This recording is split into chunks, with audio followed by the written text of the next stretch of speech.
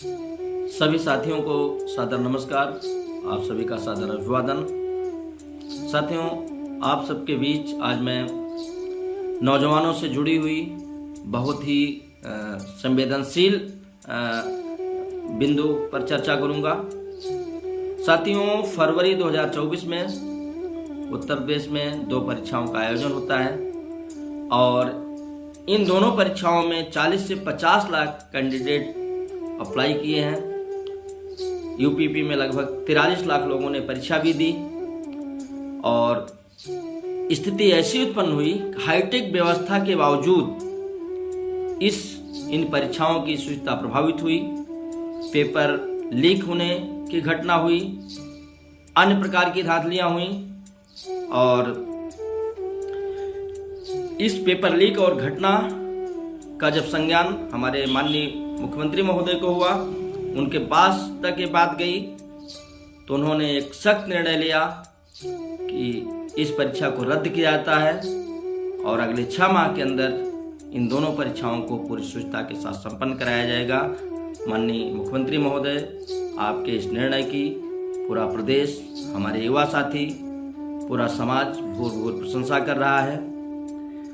अब बात मैं करूंगा जो नकल माफिया हैं, जो पूरे तंत्र को बिगाड़ने का काम करते हैं। हर पूरे देश में हर प्रदेश की बात करता हूं, हर सरकार की बात करता हूं कि जो कंपटीशन को प्रभावित करते हैं, उनसे जुड़ी परीक्षाओं को की व्यवस्था को बिगाड़ते हैं, उनका मनोबल इतना क्यों बढ़ा रहता है? हर परीक्षा में से हमारी क्यों करते हैं? पेपर लीक क्यों हो जाता है? डिवाइस आदि के माध्यम से नकल क्यों हो जाती है? और जो हमारे अभ्यर्थी हैं, जो आम परिवारों के हैं, पूरी मेहनत और लगन से तैयारी करते हैं। कुछ लोग बिना मेहनत के, जो माफिया हैं, उनसे संपर्क करके पैसा दे करके नौकरी पा जाते हैं और हमारा जो युवा साथी है, ईमानदार साथी है, मेहनती है, वो ठगा सा महसूस करता है और बेचारा अपना जीवन यापन किसी तरह जिस ऊंचाई पर उसको जाना चाहिए वो उस ऊंचाई पर नहीं पहुंच पाता है। तो हमारी सभी सरकारें इन माफियाओं के सामने असहाय क्यों नजर आती हैं? एक प्रश्न हमारे मन में बार बार चुभता है कि अद्भुत व्यक्तित्व के धनी हमारे माननीय मुख्यमंत्री जी के शासनकाल में भी क्या माफिया निर्भीक हैं? क्या उनकी अधिकारियों और राजनीतिज्ञों से इतनी साठगांठ है कि आपका भी उनको भय नहीं है और इतनी बड़ी परीक्षा की शुचिता को उन्होंने प्रभावित कर दिया? आपके निर्णय की भूर प्रशंसा की जा रही है और जो भी परीक्षाओं की व्यवस्था को तार कर रहे हैं, आप ऐसा सख्त कदम उनके खिलाफ उठाएं जिससे एक आदर्श प्रस्तुत हो, एक उदाहरण बने, एक नजीर बने और आगे हमारे जो परीक्षार्थी परीक्षा में शामिल हों, पूरी तन्मयता से शामिल हों, कोई उनके मन में शंका ना हो कि पेपर आउट हो गया है, धांधली हो रही है।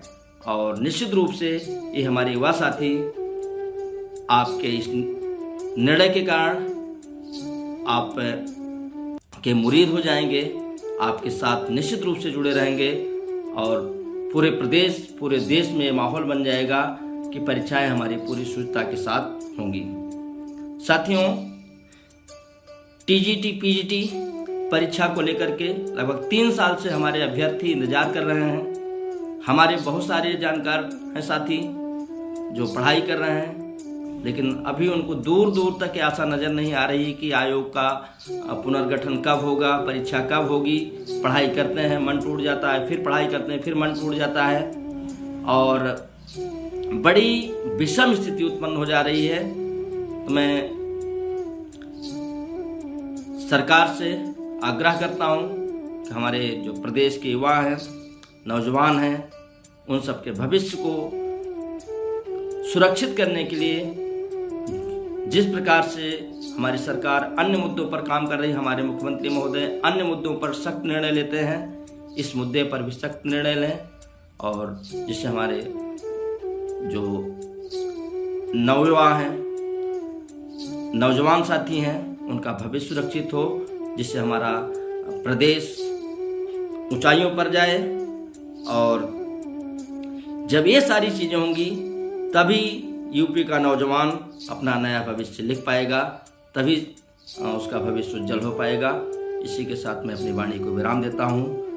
नौजवान साथियों, आप सभी से आग्रह है कि आप अपनी पूरी ऊर्जा को आप अपनी पढ़ाई में लगाएं, और मुझे आशा ही नहीं विश्वास है कि आगे जो परीक्षा संपन्न होगी बहुत ही शुचिता के साथ संपन्न होगी। जय हिंद, जय भारत।